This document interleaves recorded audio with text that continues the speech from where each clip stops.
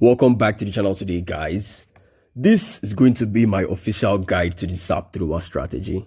You guys have seen I've tested out a lot of strategies out there, but nothing still hits the sweet spot like the Zap throwers for me and a lot of people.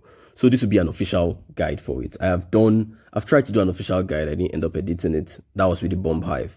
So with the lava launcher, let's get into things.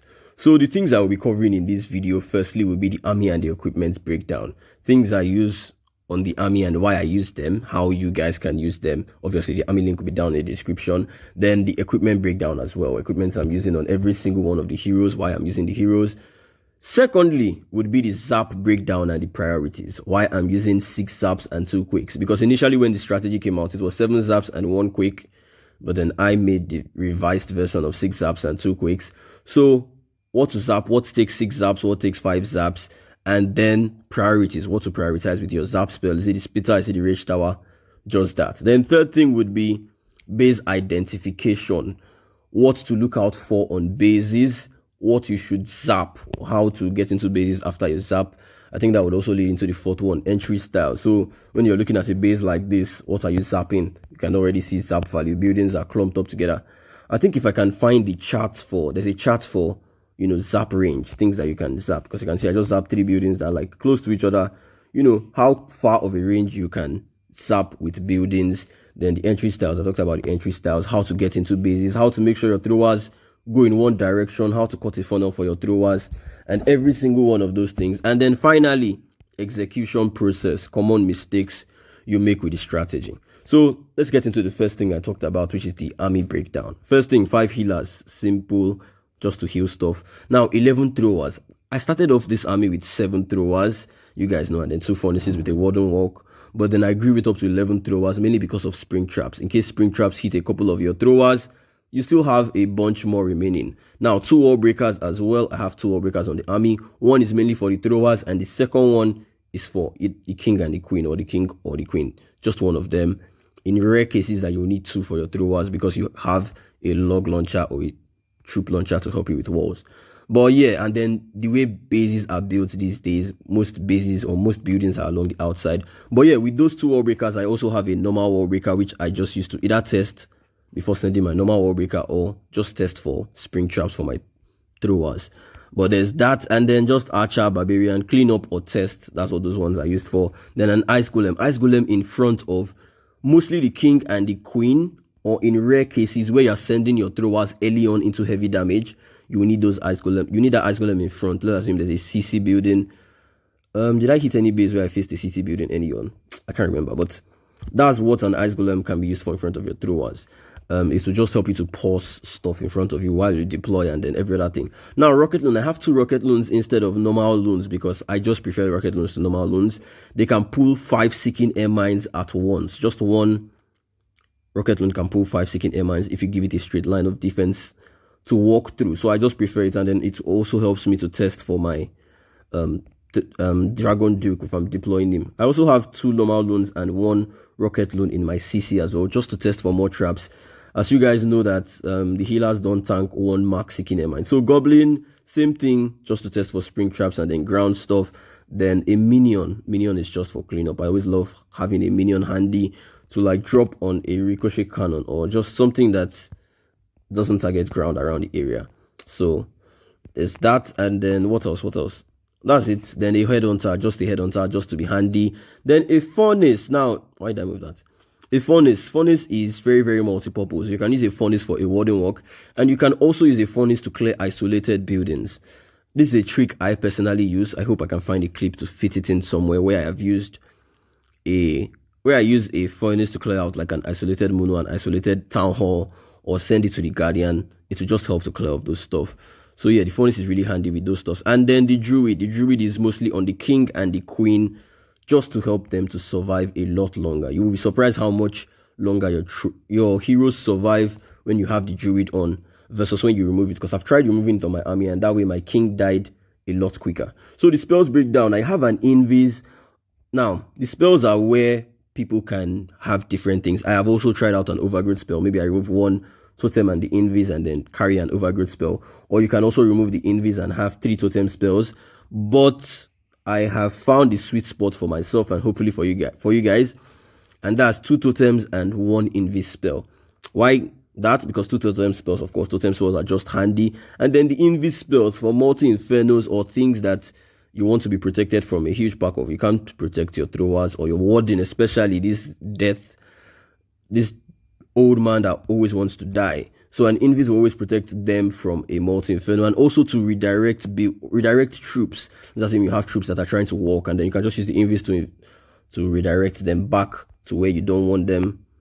Back to where you want them, of course. Then a skeleton, always very handy. Destro I can hardly do an army without a skeleton spell because it's just handy. Isolated monoliths, ricochet cannons, skeleton spells are just handy. You can use it to hold enemy heroes. You can use it to hold the guardian in place. So that's that regarding the spells. And then, of course, a revive spell in my CC, and then the 2 quakes for the zaps. A revive spell for the best warding after all your heroes, or whichever hero is dead.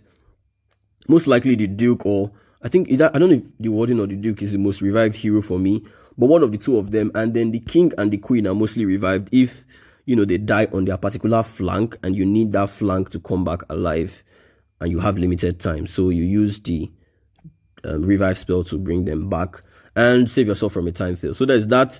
And then siege machines. Now, the most siege machine you use at the end of the day is going to be the troop launcher.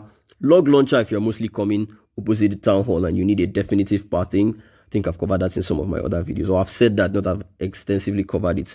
But that's it regarding my army. Then the equipments, everybody knows these are the standard equipments for the Dragon Duke, the Fire Hat and the Stun Blaster. I think that's the name of the equipment. We all know how the stun works. It was like with the RC, I would have preferred an Electro Boots and the Frost Flake, because the Frost Flake is basically like the Stun Blaster. But the beautiful thing about the Stun Blaster is that it stuns heroes and the Guardian. That's what makes it perfect, and why this guy has typically benched the RC entirely. So yeah, the Dragon Duke there with the Phoenix. Of course, I'm using the Phoenix instead of the Angry Jelly. I think some people are still stuck on the Angry Jelly, but when you realize the power of the Phoenix, you would come to the Phoenix with the Dragon Duke. So warding, pretty standard guy. The Rage Gem and the Life Gem, of course, these are the equipments. Then the pet on him. This is what people are still trying to think of, because the booger that comes out from the Sneezy is disrupting the Dragon Duke. But honestly, those boogers that come out that distract the Dragon Duke also help other parts of your attack. It's when you remove it that you will know. And then the fact that it stays behind. If you're trying to use the Raven, I think my Raven is still on that upgrade level 4. If you're trying to use the Raven, bro, the Raven just heads out in front. Air defenses can easily take it out. I don't think it has as much HP. See, 4,650 HP. And then this guy barely has like 3,000 HP on max mode. And then take a look at the boogers that spawn from this thing. He has 2,000 HP, every single one of those boogers. And they clear off inside building. Like, this thing can actually clutch a multi-inferno or the town hall or even a guardian. It's just too handy. And then see, it also deals 150 damage per second. So it's just too handy to remove just because of the Dragon Duke. Any other thing can easily enter into the Dragon Duke's radius. So I advise you keep that Sneezy. If you remove it, you'll see why I said you should keep it, because I have actually experimented. Now, the unicorn on the Queen is pretty standard. It helps her to just stay alive even more with the Druid, and then also the giant, what's it called?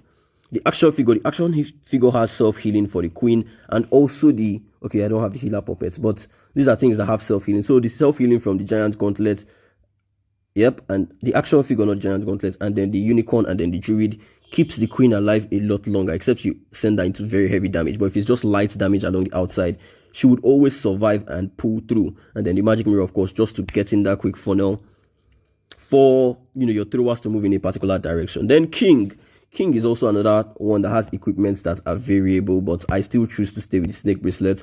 Some people use the giant gauntlet and the stick horse and then pair it up with an angry jelly just to send the King to a more incisive position where he can, you know, do more damage. But it can easily be baited with one tornado trap and your King is gone.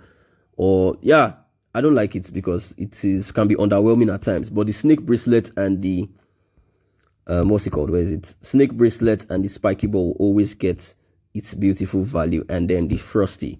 Frosty is an underestimated pet, honestly, that does a lot, but you will never really notice a lot that the Frosty does because of it's very passive, but it does a lot at the end of the day. So yeah, this with it.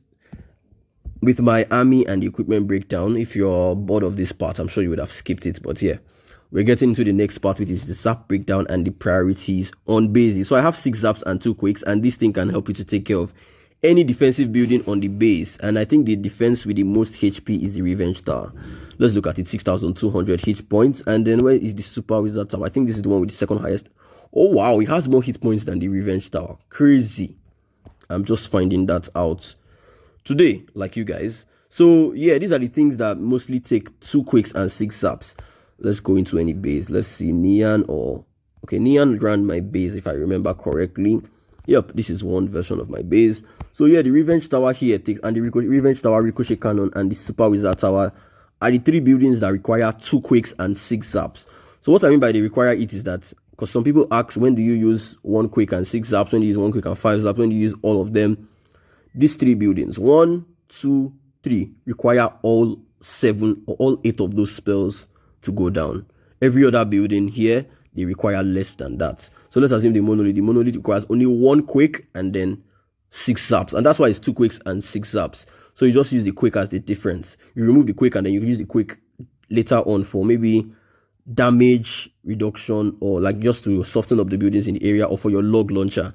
It's very handy.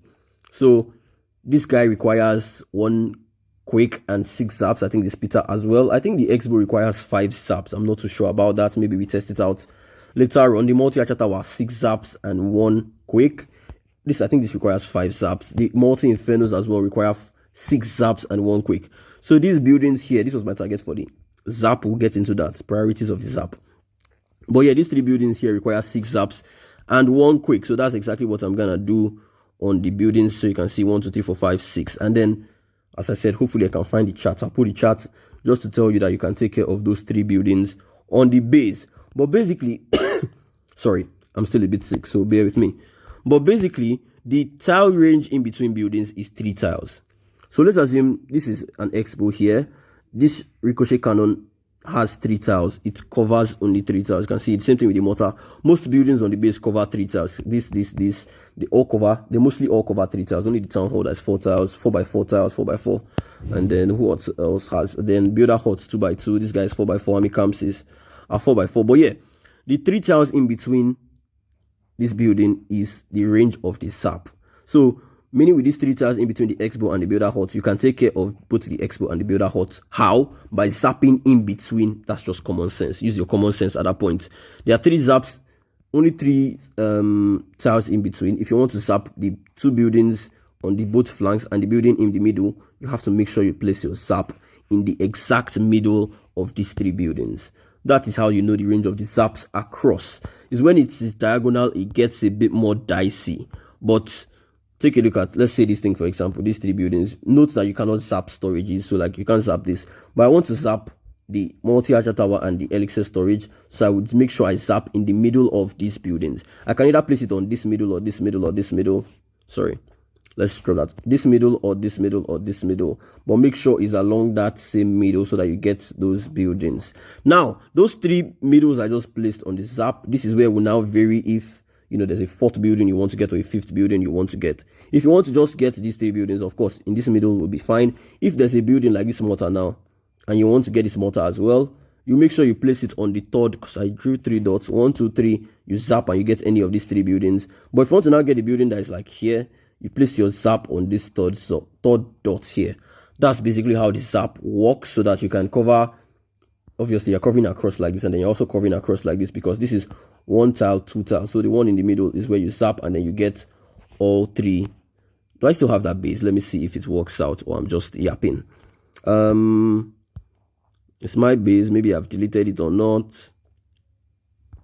I think I have deleted it. But let's try to find a base and just experiment what we just said on it. So let's find buildings that are 3 tiles in between each other. I think this one is very, very well spaced out. What do I do? Where do I find anyone that is 3 tiles?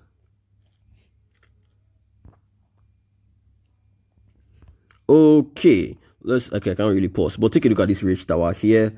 then there is a space in between here. That's one tile. Then there's a wall, which is another tile, and then there's one more space in between here. That's 3 tiles. If I want to get both the ridge tower, I hope I nail this zap because I'll just be yapping at this point. If I want to get both the ridge tower and this guy, I have to nail the zap in the middle of the 2 buildings to make sure I get it. So let's try. So 1 quick. Now the spell tower also takes 1 quick and 4 zaps. This guy takes 1 quick and 5 zaps. So let's see if we can nail it. So 1, 2, 3, 4. Oh, I missed the zaps. Can't imagine. Oh, I didn't miss it. So the 6th one for the Multi Inferno, and then I was able to space it across every single one of those things. So let's try that again. I was not seeing the health bar correctly, so I thought I missed it, but let's see that again. So those 2 buildings here, and then take a look at what I said about being ahead or below of the zap, because you can see this is 3 tiles in between here. So here I can zap. If I zap here, I think I will still get them. Maybe, okay, maybe on the bottom of it. So here. And then I may also get the Multi Inferno because the Multi Inferno is really close by. But yeah, just in the middle of that. So, sorry. I'm gonna quick and then I'm gonna place my zaps. 1, 2, 3, 4, 5. And I've taken it out. The 6th one is for this guy. And then if I had double quick, I would have just quicked the Super Wizard Tower and I've gotten every single one of them. So that's basically how the zap works. Practice it for if you're not really familiar with it, of course.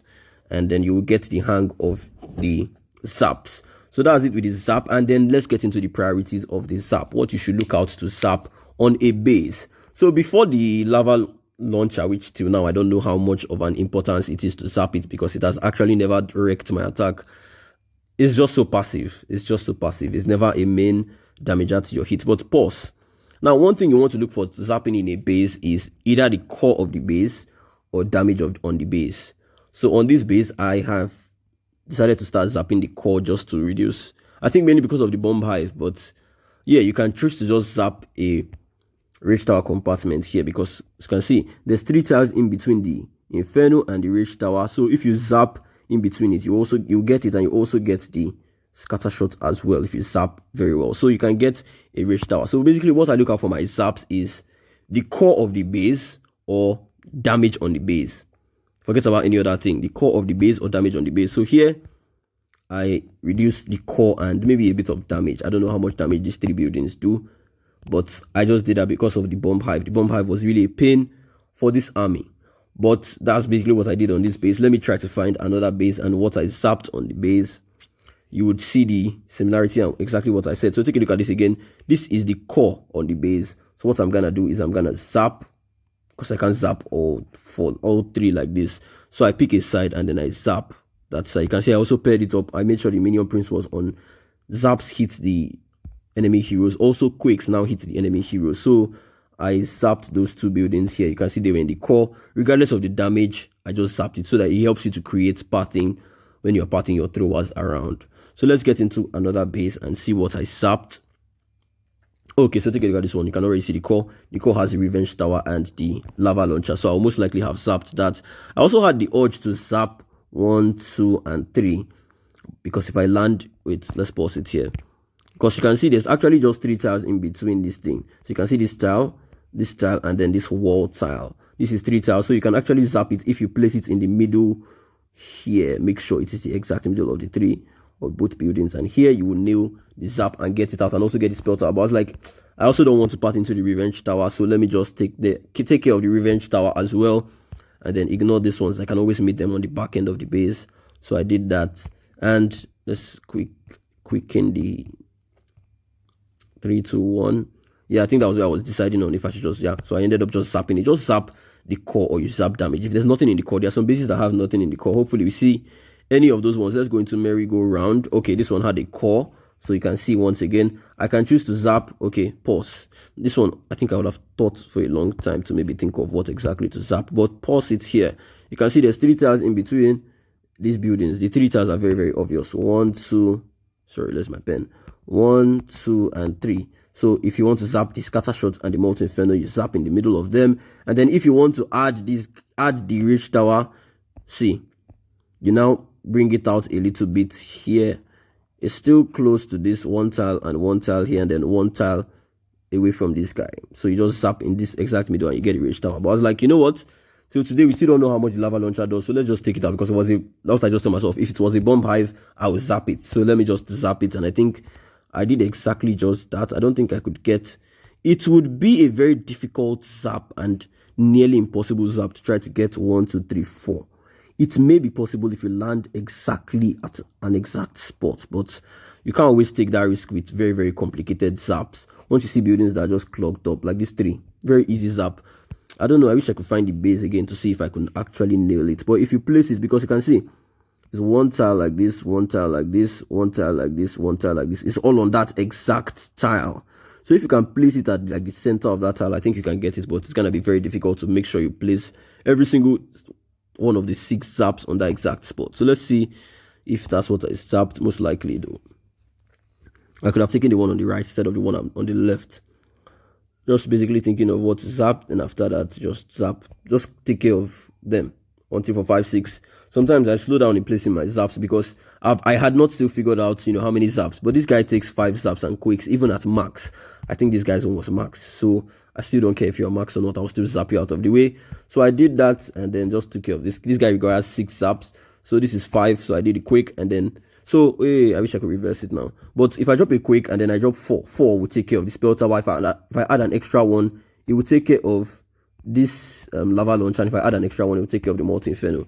But make sure to be dropping them on the same spot so that you don't... Or drop them at the same time so that you don't make mistakes. So let's go into Mr. Illegal. I think this will be the last one I'll show you guys to see what I'm zapping and how I'm zapping. Okay, take a look at these 2. They're just together, so I'm just gonna zap it. And there's only 1 tile in between them, so you can never... If you're only going to be a very silly person if you miss the zap on this base. So 1 quick and then zaps, and then you take care of it. So that's an easy thing regarding the zaps. Try to zap out the core. Like, there's nothing really damaging on the base anymore since the bomb hive went. Like, you can literally leave anything up. Just take care of damage or take care of the core of the base so that you don't have to get into it. Sorry, I lied. Let's show one more. Okay, so take a look at this one. So this is 1, 2, 3 buildings here. There are only 2 tiles in between the lava launcher and the spitter, so you can definitely zap both of them. Then you can want to add the rage tower in between it. You can see there's only 2 tiles in between here. There's only 2 tiles here. So once you just land them in the middle of it, you're definitely gonna get all 3 of them, and you're good with your zaps. You've landed your zaps. Now, getting into the base after the zaps is the thing. Let me tell you guys how I enter into bases. I think this is the most important part of the video. How to enter into bases. What I look out for, why I enter into some parts of bases. Now, first things first, on this base or on bases, let me pause it, is I think I've told you guys to try to see if you can come behind the spitter. That's very, very beautiful, a very, very beautiful example. But it can be baited because people know that you can do that. So if you come in here, this is my base. So this is what I did. I placed all the spring traps here. So that can be a bait. But then another entry point that you can use on a base is getting into the revenge tower early on. The revenge tower can actually do a lot to you. It may be insignificant sometimes when you have a totem spell, but sometimes when it wants to cook and when it has time to cook, it would actually cook you. So if you can get into the revenge tower early on, try to get into the revenge tower early on. So after the zap, you can just get into the revenge tower. And then, how do I part my throwers that I don't use a warden walk? I use the walls on the base. Now take a look at this base. It has walls, and the walls would create a pattern for me to enter into here. If I wall break here, if I send my throwers here and if I wall break here, they're definitely coming in here, regardless of if I warden walk or not. And throwers that's the beautiful thing. Throwers are slow enough and have the right amount of range to be able to funnel themselves. So they will just take care of these buildings and they will just come here. Once you wall break, they will just come inside slowly and surely. So let's play exactly what I did and how I managed to do. See, I just did that, and then here I dropped a furnace to just be clearing out those buildings to that side. No need to. Throwers are slow and they have the right amount of range. So this furnace has cleared that building. They are never coming to that place. So now at this point, I'm now funneling the other side with the king and the queen. So do you understand what I did? So let's assume I'm sending them. I force them to move like this. And if I want them to turn like this, what do? I just remove here with the king and the queen. I can use only the queen sometimes. But yeah, due to damage or whatever that can be there, just send the king and the queen, and then the ice golem, the druid in behind. Easy. And then I funneled here. You can see the furnace funneling this thing. Furnace, all you need is 1 shot or 2 shots on those buildings, and it has taken care of them. Revenge tower is down early on, and then I use the troop launcher here. You can use the log launcher, but I use the troop launcher because this is just this is just 1 layer of wall, so I can kind of trust it to just at least 1 set of the wall breakers to be able to reach there, especially with my rage gem and the life gem. There's life gem on your wall, and it helps with your wall breakers hit points as well. So even if it doesn't Even if it doesn't help with it, you can see it has broken on this side for the king and the queen. Then you can see it has gone to the middle here. I have an invis spell, so even if they want to walk, why am I stammering? Even if they want to walk, I can just use an invis and make sure they part inside. But their throwers can easily funnel. Like, I've not seen, okay, there are some, what other troops can funnel themselves very well? Because Titans really work. Super Bowlers, one of the worst. But you see, throwers are the best because they are slow enough. And then I just put this guy is just where he is needed. If you want to put him on the right side, if you want to put him on the left side, where you think he's needed, is just where you use him. So your throwers will just be able to funnel themselves, and you can see the back end of the base is just to use your totems, your skeleton spells, and you have your revive spell for your duke. After your duke dies, he has the phoenix, and after the phoenix, he has his revive spell. So it's pretty easy on this base. This is the crack I've been using for this base, and I've not failed this base in a while. I can feel like once in, like, let me say 10 hits or 20 hits. Of course, you can make mistakes sometimes, but yeah, let's get into the next hit and what I did. That's a ring base. Now take a look at this one. This is my base as well. My base is just everywhere in Legends League. Now somebody took my base and I'm sure they shared it in the server because I've seen this base a lot this week. This is like the 10th time I'm facing this base this week, rotated like this. It's an original base built by Ghost, but then I set the splitters up to face towards the town hall. I did a couple of edits. I also had an edit where I put the Revenge Tower over here, but that's besides the point. Pause. So how do I enter on this one? After zapping the core, how do I not need a Warden Walk? Now you can choose to Warden Walk in here. That also helps you with damage reduction. When you Warden Walk here and then, you send your throwers in here, your king and queen along the outside, it just helps you with damage reduction. You're taking out buildings one step at a time. All your heroes are moving together. But one thing you need to find out is that, first things first, time, of course. And then secondly, your throwers can survive alone without Warden. They can survive alone as long as they're not all the spring traps in your direction. So what I use once again is the walls. You can see these walls along this place. I'm going to use it to demarcate the throwers to move into this direction and then queen into this direction. That's what I'm going to use the walls. I look at the walls and use the walls. So let's assume I'm coming from here. I won't use my wall breaker early, and I would also not use my troop launcher early. I think I didn't say that. Because if I use my troop launcher early, troop launcher will just bounce and take care of, will just open up here. And then you see your throwers, some will come here, some will come here.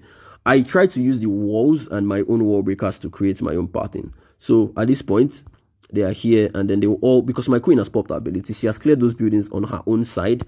The throwers will definitely move to their own side thanks to the walls. When I now see they've entered into the base and taken the path I want them to take, I can then finally use the troop launcher to make sure that, they stay put. So that's exactly, if I was coming from the bottom side now, let's take a look at this, for example. I would try to send them to one side, to the left side. And then, okay, sorry, see what I did here. I sent them to the left side with the walls, sent the queen and this guy to the right side, and then sent the duke down the middle. Because the duke down the middle of the base, I don't know, it's just a crusher, and then throwers along the outside. They even love staying outside, so just keep them along the flank, and then people mostly place spring traps along the middle. So sending the duke in the middle is just a cheat code at this point. So that's what I do. So you can see exactly what I did. King and queen here, duke down the middle, and then throwers here. How did I do that? Just by using the walls to separate them. So if I was going from the bottom side, I would do the exact same thing. I'll place my throwers. Now I'm not placing them from exactly here, because if you place them from exactly here, queen may not be fast enough, and then they will just split. 6 will go here, 6 will go, 5 will go here. But if I place them from exactly here, I know that all my queen, because from here, they won't even move an inch. They will take care of this building here. So they will just keep moving like this. Queen will just have to take care of these 4 buildings. And depending on how heavy it is, I just know whether to pop her ability or not. But to be safe, just pop her ability early on, just like the giant arrow. That's what I always say. Giant arrow, regardless or not, you always try to pop it very early on. So just pop it early on so that you can force her to take care of these buildings. And then they can just go along the outside with it. Take care of this building, take care of this building. This is where they are going to. And you've not dropped your troop launcher so that your troop launcher will not come here. If you're wall breaking, you now wall break in here. So that, as you can see, your queen will move here. Your throwers will move here with a wall breaker. And then your king will come in to support her with an ice golem. And then you can send, depending on what is here, you send your dragon duke into the... Why is my device now lagging? Damn. Maybe because the video is getting too long. I think it's lagging. Do I pause and start again? Okay, let me finish this one. I think I'll pause and start again. Sorry if it's already lagging a lot. But yeah, send them here, send the queen here, and then send the dragon duke down the middle. They would all now... This flank would be weak or something, because I've zapped here for them. That's another thing I've not said about this zap. But yeah, take a look at what I zapped on this base. Now there's a left core and there's a right core. Now I zapped the right core, and that is the exact right core I sent my king and queen. They are the weaker flank. They don't have healers. They only have 1 druid. These ones have 5 healers. So they are the weaker side. So they can take this part I did not zap. This part I zapped, I can send my king and queen here, so I know they can survive longer. Do you understand what I did? Let's take a look at another base and see if I did the exact same thing. Hopefully I find a similar base. Okay, no, this does not give the same scenario. Sorry. I'm just trying to this base doesn't do the same thing. But I think I would have even used that base to explain. But let's try to see one more base. This one is the core of the base, so it doesn't really. But if there's a left core and the right, let me just say, if there's a left core and the right core, if I'm zapping the left core, that's the place I'm sending. If I'm zapping the left, that's the place I'm sending the king and the queen. And if there's a right core and I don't zap the right core, that's where I'm sending the throwers, because they have healers to handle it. Do you understand? And they have more range to reach it. They have more healers to handle it. They have more range to reach it. So that's the basic idea behind it. Let's try to find another base. Aurelius. Okay, yeah, this is a perfect example. So on this one, I zapped here. That's the left side, the part with the splitter. Sorry, something's on my screen. So I zapped this side, the splitter and the rage tower and the lava launcher on the left hand side. So that's the side I sent my king and the queen. So this other side that I didn't zap here is the heavier side, you can see. And that heavier side is exactly where I would choose, because you can always choose to send them to the left or right. But that side is where I now choose to send my throwers, because they have healers, they have a warden with them, so they can survive that place better than, and they have more reach. So they can survive that place better than the king and the queen that just have their abilities and the unicorn and the druid. So that's exactly what I do on most bases, that I split them like that. So that's how the entry point. Okay, I would have just used that base as an example for my entry points. So what did I do? Okay, not this guy. Sorry, I am just beating around the bush. But I hope you guys are understanding. Was it Cosito? Oh, okay, I did the exact same thing on this base. So let's take a look at it. Here, there's no bomb hive to zap. So what do? You zap for damage. Now, I zapped this left side, Rage Tower, and that is the side. Obviously, I'm going to use the walls to go around the town hall or into the town hall. Now, sorry.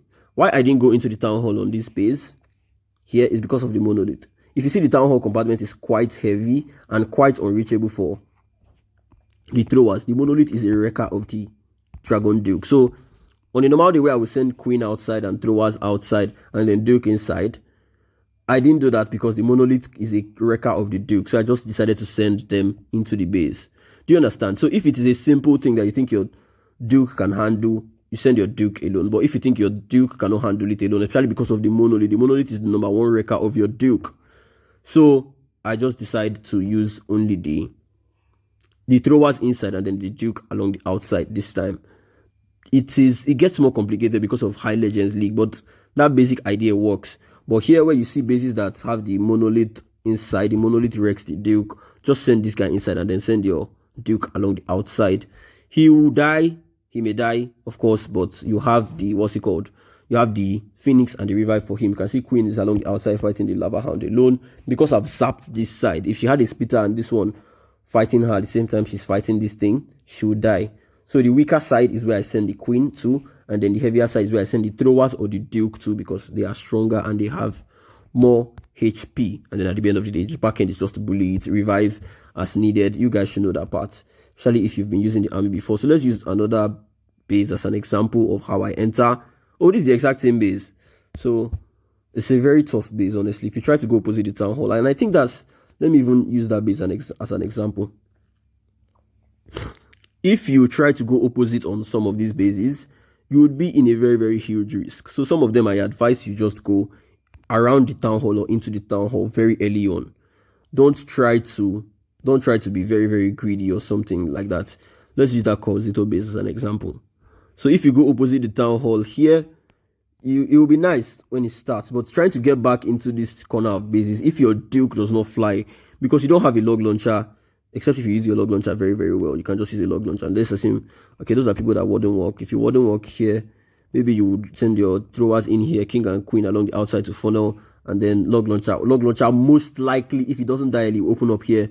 no, you're good to go. But there'll be a restart flank. Maybe that's where you send your Duke if you're fine. But when you're spamming like that and you're using a troop launcher, be beware of these compartments that are like this. They are 5 tile, very well built against the throwers, so that you will not be able to reach it from the outside. And you will not be able to break in because you have only 2 wall breakers. You're not saving a wall breaker for the back end. If your Duke happens to not fly inside here, you're in soup. There was a base I faced today that I was going opposite the town hall. Like, I knew I was going opposite the town hall. What I did was I just held my Duke. I held him because I knew that if nothing parts inside, it's definitely a 1-star. So I sent my Duke, I sent my King, and I sent my throwers here, and then King and Queen here. And I just held my Duke till all the buildings were down and I could directly send him or send him from opposite anywhere, just to make sure he goes into that place, because if nothing goes in, the Guardian from inside there will just wreck every single one of your troops. So you have to be very careful dealing with those type of bases. So that's the same thing with that other base I faced. I think, was it Diotaro? No, who did I? Aurelius. Okay, yeah, it was not, but this one is not more intense because there's no monolith. So I think that's why I was even able to send my Duke straight down the middle. But you can see I didn't choose to go opposite the town hall, even with the splitters pointing towards the town hall side. I didn't choose to come opposite the town hall here, also because this looks like a place where there can be a lot of spring traps. You can see. But take a look at this top side. There is no space for spring traps. These are pro tips that you know along the line. There's no space for spring traps. But you see here, see space. There's a lot of spaces for spring traps. So if you go opposite, you may be in trouble. And then also finishing on this town hall with this thing, if the revenge tower is all powered up, and then see this Guardian's range, man, take a look at it. So you'll just be firing your troops while they are going around the circles. Maybe you've used all your wall breakers. It's going to be very bad. Why did this? Okay, maybe the king, so they walked. Really bad. But yeah, and then I don't know. Oh yeah, the Booga, you can see it was the Booga that activated the invis. I don't even know what my plan for the invis was. Sometimes I wish I have a giant arrow, and then I'll just send my Duke in to take care of it. So you can see throwers here, King and Queen here, and then this here. And this was where I zapped. The side where I sent my King and the Queen. This is where it's not zapped. This is where I sent my throwers, and then the Duke down the middle. The Duke can eventually get to the core before the throwers. I'm wrapping, yes, because the video is getting too long, but you guys can see exactly what I'm doing. So I've explained this to you guys. So let me show you guys more hits and exactly my thought process behind the hit. So this one, I said the same thing. Zapped the right side of the base. That's why I sent my King and my Queen, and then throwers along this side with the walls. I use the walls as parting, and then after I send the troop launcher for the more incisive walls. You don't want the troop launcher to be breaking walls. It will send all these 7 shots. I think it throws 7 launches. You don't want it to be breaking all these walls. You want it on the more inside walls. That's even another advantage. So the initial walls, use it to part your throwers, and then the other ones, use it to part your King and Queen, and then eventually the troop launcher, you use it for the more inside walls on the base. That's exactly what you do, and how I use my Zap thrower army, and how I'll be using it throughout the rest of the season, because I'm sticking with this strategy, guys. As much as it is boring, it is what is working, and eventually it's what is working that will interest you, honestly. So take a look at this base once again, and you will see what I did with the town hall again. What do? You go along the outside here. I wish I could even hop into live hits. That would be nice. But we'll make the video like 1 hour. Should we do that? Maybe. But yeah, take a look at it. Heavier side, I have not zapped, but this zap, I'll place it on the side where I'm sending the King and the Queen. Take a look at it. This is where I'm sending them. And then this side where the throwers are is the unzapped side. So you can see. And then this monolith, I can easily just place a skeleton spell and then a wall breaker. But then my Dragon Duke down the middle. So you can see it's the exact same thing I'm doing. Why? And also because the town hall is a very light compartment. It is light. Very easy to just get in there with my Dragon Duke. Especially when there's no Booga. You can see there's one Booga on him, but the Booga will die. Don't worry about the Boogas, they may die. So that one died. Duke is back up to full stunt. So now, wait, pause. Let me even pause. Take a look at it. I didn't drop my troop launch. I'm sure it's still like full health. See? It's still full health. I just dropped it. So I waited for my throwers to first battle. See these fools that are here. If I drop the troop launcher now, these fools would have used the wall breaker and they would have entered into there. They will split. Maybe the healers will be on these ones. But I make sure they first use the walls on the base to create parting for themselves. And then once they've created the parting, I can then drop my troop launcher. Once they've gone in the direction I want them to go, I can then drop the troop launcher. And the troop launcher can do an open walls for them. Some people also don't know how to use the troop launcher. That's why I see a lot of people, some people carry a jump spell. Yeah, you can carry a jump spell, but if you can make your troop launcher perfect, like let me use for example now. I want to get into this part of the base. See this is a wall piece, and I want to get in here. if I want my troop launcher to open the wall like an actual me sending a wall breaker, I will make sure my throwers get here. And once they get here and I send, immediately I drop that troop launcher. Let's assume I drop the troop launcher here. The first set of walls would land here and boom, it's just like I used the wall breaker. If my throwers get in here, the next set of walls will land, boom, and it's open, just like I used a jump spell at that point. So that's exactly what I do at this point. The first one I used was I let them walk. Then I use the wall breaker here to make sure they get the revenge. Let's see where the next set of see where the next set are going to. But it's dying because the multi inferno is not tanked. See where the second set came to. Same to the queen. Rubbish. But I'm sure the next set, if it's coming towards the throwers, it will come onto these walls here. Take a look at it. Most likely the multi inferno is already tanked here, and then boom, it opens that. Like you can see, I can easily predict where the troops or where the wall breakers are going to. Like it is me that sent the wall breaker. That's exactly how to try to use the troop launcher most efficient. See the next set of walls, breaks the next set, and if there's another one, okay, this next one came here, is it gone? It's gone. If there was a next one, it would have come here and opened up that next set. So that's exactly how the troop launcher works and how I use the troop launcher. I don't use the troop launcher very early on, except I'm afraid of spring traps. If I think there'll be spring traps here, I just send the troop launcher to just help me to negate. But I now make sure that my funnel here is crazy and quick so that I'm sure they're coming here. If you're scared of spring traps, just pop your troop launcher early so that the barbarians and the giants, I think, yeah, see the giants pull that spring trap so that the thrower at the back will not be able to pull it. So that's when you drop your troop launcher early, only when you're afraid of spring traps. If you're not afraid of spring traps, there's zero need to drop your troop launcher early, or if your normal wall breaker dies first. So there's that. Let me get into another one. I think I've yapped. I hope you guys enjoyed my yap session. Now, these are very, very popular base styles in Legends League, so this is how I take them down. What I first do is to try to zap the core on the base. So once I do that, I use the walls once again. This is a corner wall. See this corner wall? This is enough to set the pattern for your throwers. See it again, this corner wall. So you can see, you can use it to send your queen here, and you can use it to send your throwers here. Especially if your queen is fast enough with a magic mirror. So take a look at it. Let's see. I most likely zapped. Then after the zaps, and then pause. Let me show you why am I taking that path. You can even use any path. So let's assume I send my. I also do that. I think I'll show any other hits. I did that. But I sent my troop launcher. I can send my throwers here and then send using this wall. So take a look at these walls here. I can send my queen here to funnel here, and also it's behind the splitter. Note that. Send my queen here. I will most likely wall break her here, but you can see with the walls here. So I'll use it to separate them. With these walls here, throwers will come here and then queen will come here. Once she clears these buildings, I know that my throwers have no choice. This is where they will keep coming to. Then with the troop launcher, they will break here, they will break here, they will break here. You understand? They will just keep going in that direction. This is the wall I'm using. So if I want to do it so I can literally even do it from any corner of the base. So from this corner here, I'll use these walls. Make sure the troops come here because of these walls. The walls are separated them. And of course, don't drop your troop launcher early because of you don't want them to break in here and then they will split up here, split down here. This is how many people get split with their army. So here, I'll use this to my queen magic mirror early to take care of these buildings. Then I'm sure my troops will just come here once they part here. Or I can even just make sure they wall break. If I wall break here, I think this wall breaker connects every single thing that comes all together here, and then they'll just keep going because my queen has funneled here with the king, queen and king. See, once you see buildings are not going down quickly, you pop your magic mirror, you pop your spiky ball. That's another reason why I love that spiky ball. It will just clear everything, and then everything just goes down, and you see your troops are just going in one direction.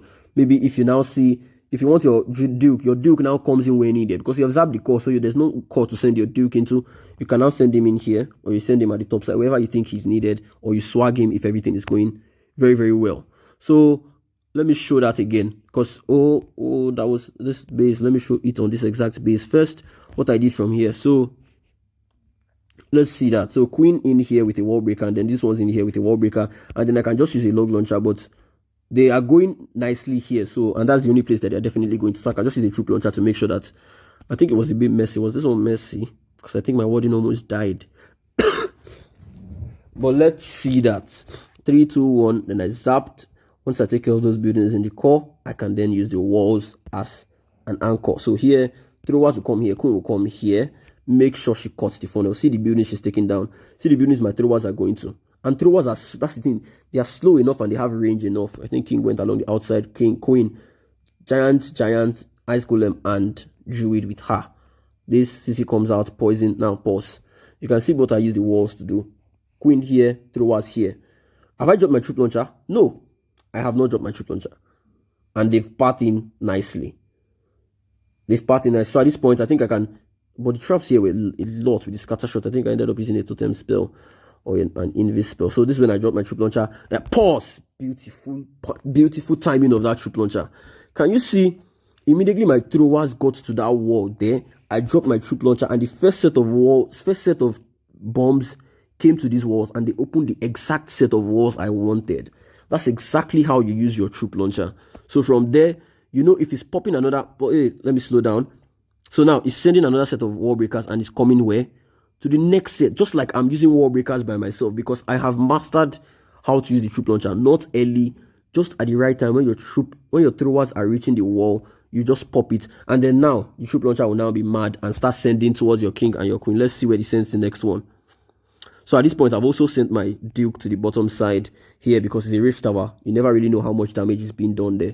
So, and then the king and the queen are doing well at the top side. So you just give the duke, he has a stun ability. So where you think you need that stun is where you send your duke. So let's see when it sends the next set of, okay, sends to these guys here, not needed, and I'm sure the multi inferno will roast. Did he roast it? Yeah, it will roast it. This is why when he sends to the wrong place, it doesn't really do anything. So he's sending to these three here, he's trying to pop it again. And okay, it worked. So now it would join, these throwers would join them eventually, join everybody together. Let's see where it sends the next one to, maybe to open up the, okay, it sends to this place that hasn't been opened up. So you can see it doesn't just send random. Okay, see the next one, it went to these walls, and if it connects, let's see if it connects, boom boom, it opens up the next set of walls. So now they can go outside. I used it late, it has expired, but it has done its job. That's its exact job, to make the throwers go so they were never stuck on a wall throughout the heat. That's exactly how I use the troop launcher, and it is just perfection. Except if you want to use the log launcher and you're going opposite the town hall, you need definitive pathing. That's when you use the log launcher. But troop launcher, that's exactly how you use the troop launcher. So this one was that style of box base from the opposite side. So let me show you where I use the town hall approach on that one. So you can go from literally, so if let's assume this is my home base now, I want to send my throwers in here. I'll send them in here. King and queen will come here. I'll most likely wall break here, pop the ability. Throwers will come in here, and then most likely I'll drop my troop launcher so that they'll be able to get through these walls. You understand? They will keep moving like that. Then I can send my duke maybe here. If this is where you can see, this is a lot of buildings, but this is not a lot of buildings, so my king and queen can easily handle it. But this is where the duke will be needed. Finish, and you're done with the base. You can also now, that's what I'm saying, you can do it with any corner. If I'm coming, so this is the 9, this is 3 o'clock. So I just explained the 3 o'clock side. So now coming from 6 o'clock, I'll send my throwers here, send my king and queen here, and then you can see, same thing, troop launcher, back end, maybe this way I'll send my duke, you understand? So if it was, I'm coming from 9 o'clock, I'll send my throwers in here, or throwers in here, whichever one. Now, I think, I can't remember. I did a hit today. I'm trying to remember the exact account I did it on. That's one hard thing to track. Oh, this was the one I swagged my duke on, my last hit of the day on this particular account. But take a look at it. Zap in the core.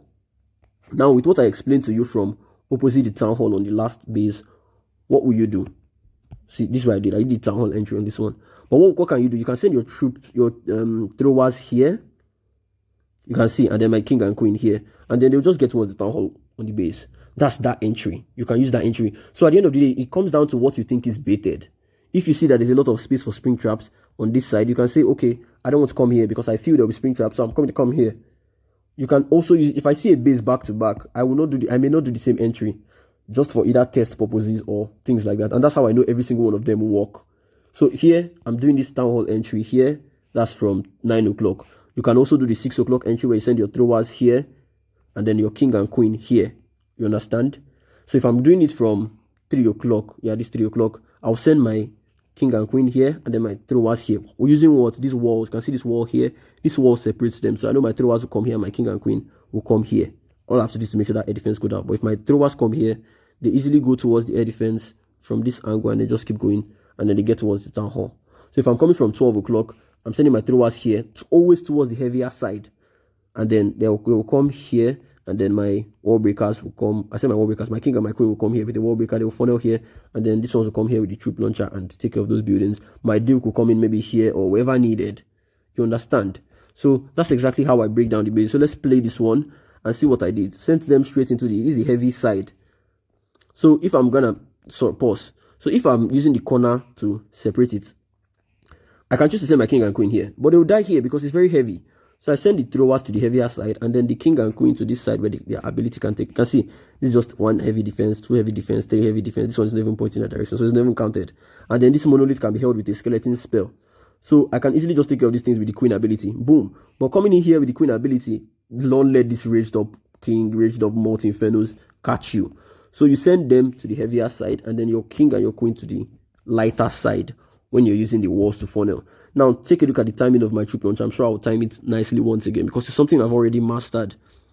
So, here, and then, yeah, queen ability, the giant is helping her. I think I had leftover zaps. There was one more, a few HP left on that. So I just used the zaps to just clear it off without even touching it. King's along the outside with a druid. Sent him a druid to just keep healing back up and then pause. See when I'm dropping my troop launcher here.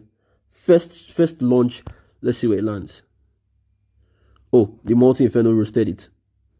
Unfortunate, but next one will definitely still go in. And they go inside. Here. And you can see they're already going here. King and queen are moving nicely here. And then there's nowhere to drop my duke. I can drop him from here if I don't want to swag him. But I wanted to swag him. So I swagged him. So that's exactly how you try to use your troop launcher and your troops. Use the walls to create pattern. Your troop launcher eventually for the walls. And then voila, you've wrecked the base. I'm already having a headache because I've yapped. Damn. But I hope you guys have been able to get it. Let me see if there's nothing and any other thing I'm covering.